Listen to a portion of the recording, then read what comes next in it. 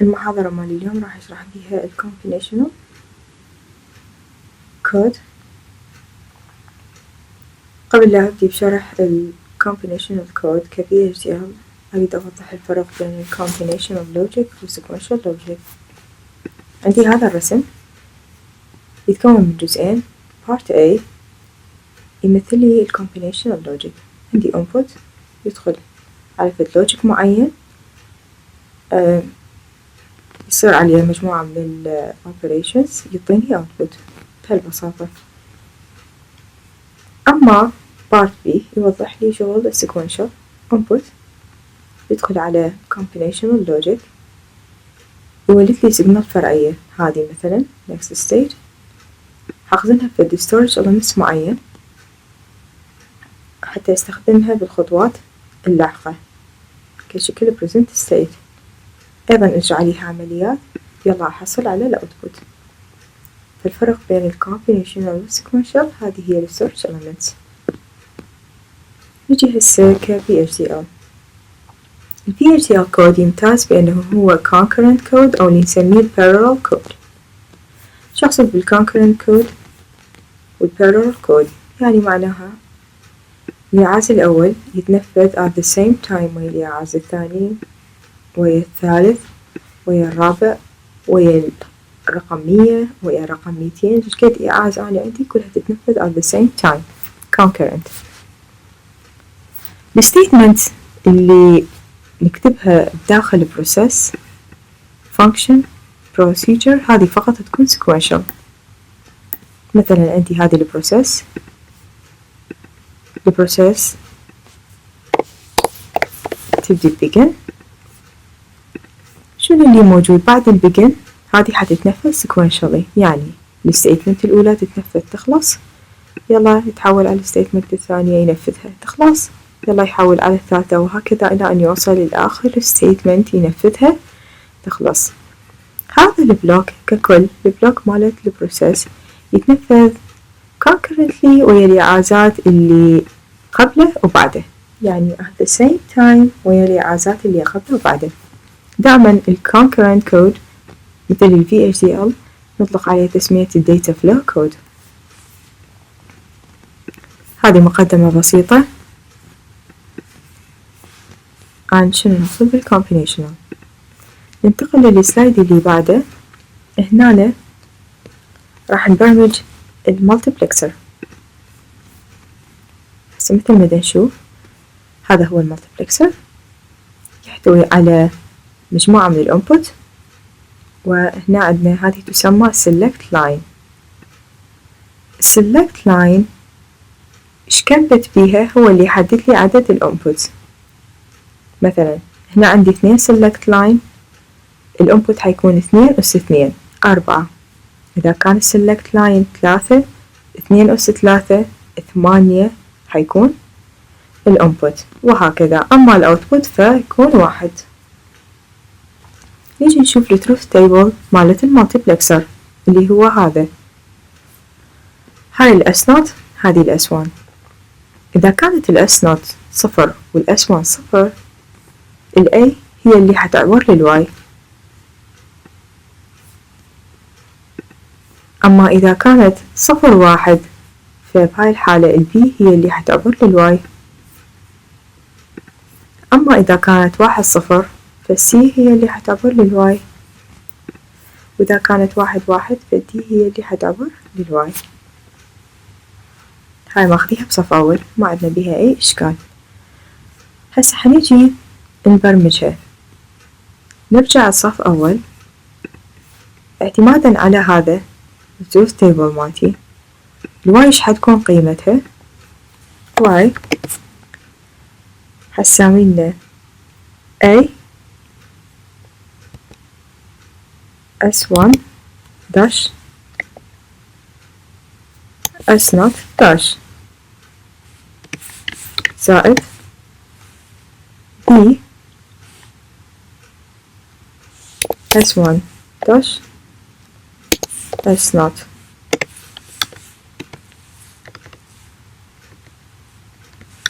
زائد C S1 S naught dash زائد T S1 S naught. هذه المعادلة أخذناها اعتمادا على truth table. هذه الواي تاخذ الاي كل بالتروث تيبل كل سيجنال قيمتها صفر اخذ لها الداش اس نوت داش اس 1 داش زائدا البي اس 1 داش اس نوت زائدا السي اس 1 اس نوت داش زائدا الدي اس 1 اس نوت. هذه راح ابرمجها اصمم بيها المالتيبلكسر مالتي. نجي هسه على البرمجة. library IEEE use IEEE std logic 1164.0 entity max is port. من عندي الانبوت A B C D S0 S1 هما انبوت نوعهم std logic. الواي هي اوتبوت حسب هذا الرسم نوعها std logic. بما انه ال A وال B وال C وال D هم اللي حيعبرون للواي فنوع الواي لازم يكون مطابق لنوعهم and max. نجي هسه architecture pure logic of max is begin.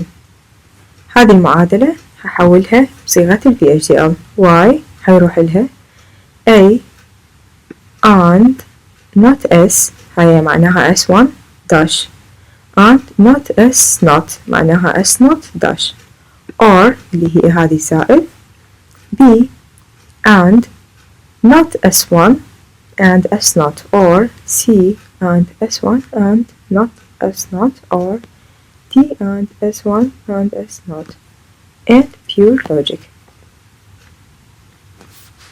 هذا ما تتوقع سهل ما عندنا بيه أي مشكلة.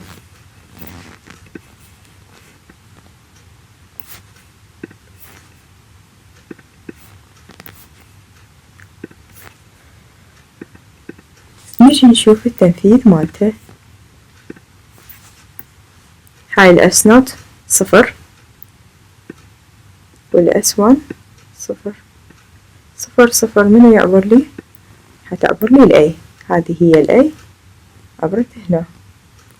هسه نجي الاس صارت واحد الاس 1 صفر. من المفروض يعبر؟ المفروض تعبر لي البي. هاي البي عبرت. هنا عندنا صفر بواحد المفروض السي تعبر. هذه هي السي عبرت. وهنا عندنا واحد بواحد المفروض الدي هي اللي تعبر. وهذه هي الدي فعلا عبرت. وهكذا نكمل. التنفيذ مالته مباشر واضح ما بي أي مشكلة. هسه ننتقل للإعازات الكونكرنت بالVHDL. ناخذ أول إعاز اللي هو الوين. الوين يجي بصيغتين يا إما simple يا إما selected. هذه الصيغة هي simple نسميها الوين else. مثلا الأوتبوت هيروح لها 3 أصفار وين الانبوت يساوي صفر أو reset else. يروح لها واحد وين control يساوي واحد else يروح لها هاي القيمة فارزة منقوطة. حسب المثال تتوضح أكثر. النوع الثاني اللي هو selected when هيج حتكون الصيغة مالته with select when ياخذ هذولا. with هنا عندي هذه السيجنال اللي أريد أشيكها select. الأوتبوت حيروح لها 3 أصفار when reset. هنا فارزة مو فارزة منقوطة. تروح لها هذه القيمة وين set. هنا فارزة unaffected when others. هنا دائما يتعامل ويا ال others آخر شي. وهنا انتبه لها اكو عندي فارزة. ناخذ مثال حتى بس شوية تتوضح عندكم.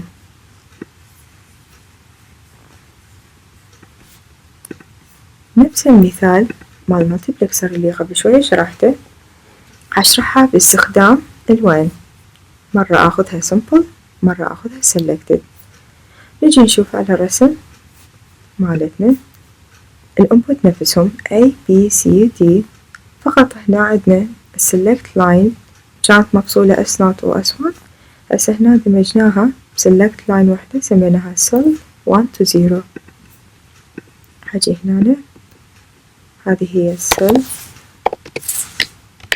1 down to 0. هذا هو الفرق.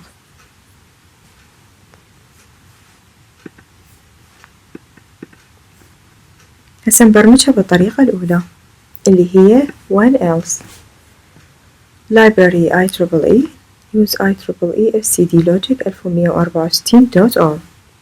entity max is part عندي ال A B C D كلها input نوعها std logic. السم هو input بس هنا ايش حيكون نوعه std logic vector 1 down to 0 حسب هذا size.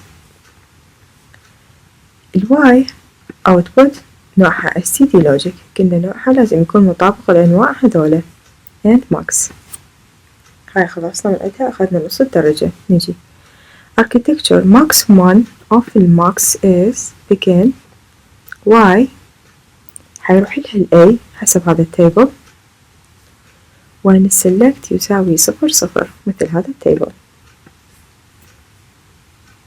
y حيروح لها ال A وين select يساوي 0 0 else حيروح لها ال B وين select يساوي 0 1 else C وين select 1 0 else D فارزة منقوطة and max 1 بالضبط مثل هذا التيبل.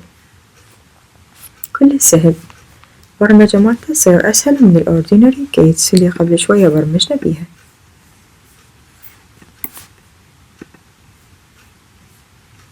نحلها بالطريقة الثانية اللي هي with select when.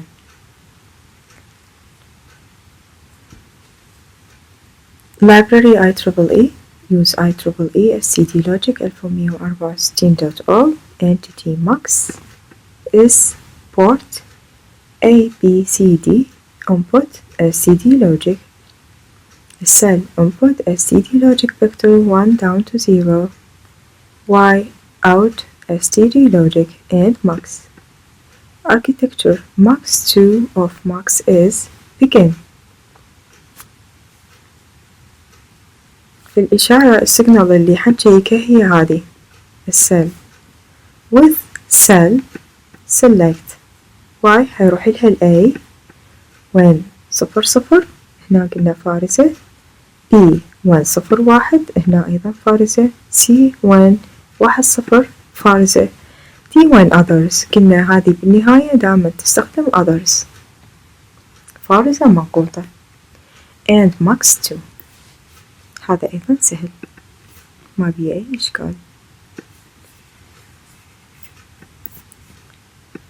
ناخذ بعد مثال. هذا المثال هو ال try state buffer. ال try state buffer هذا هو يحتوي على input 7 down to 0 output نفس السايز والنوع مال الانبوت أيضا 7 down to 0. بس إذا ننتبه هنا عندنا enable.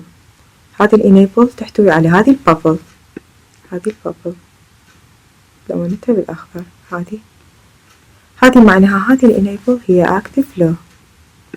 يعني شنو active low؟ لما تكون ال enable تساوي 0 فقط بهاي الحالة الأوتبوت حيساوي لنا الأوتبوت. يعني إيش موجود هنا؟ حيعبر هنا.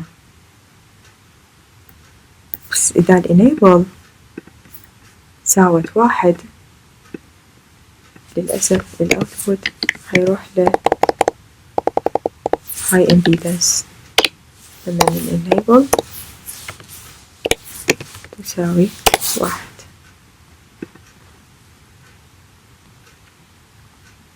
هذه شلون حنبرمجها؟ باستخدام الوين.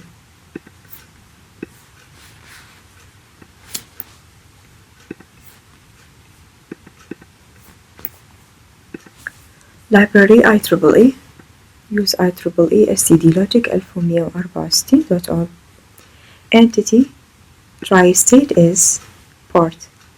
شنو عندي input؟ enable input نوعه std logic input نوعه std logic vector 7 down to 0 مضيتكم السايز بالرسم output out std logic vector 7 down to 0 قلنا النوع والسايز مالت الاوتبوت لازم يكون نفس النوع والسايز مالت الاوتبوت and tri-state architecture tri-state of tri-state is begin output حيروح للinput when enable يساوي 0 else others حيروح لها z. هذه صيغة others يروح لها z تنطيني هذا الناتج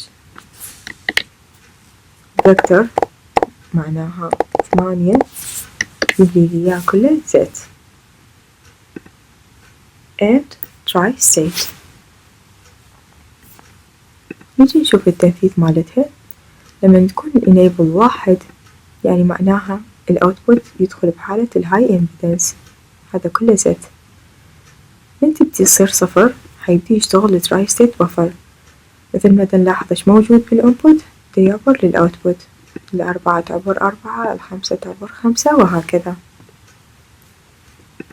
هذا هم ما تتوقع سهل ما بيه أي مشكلة.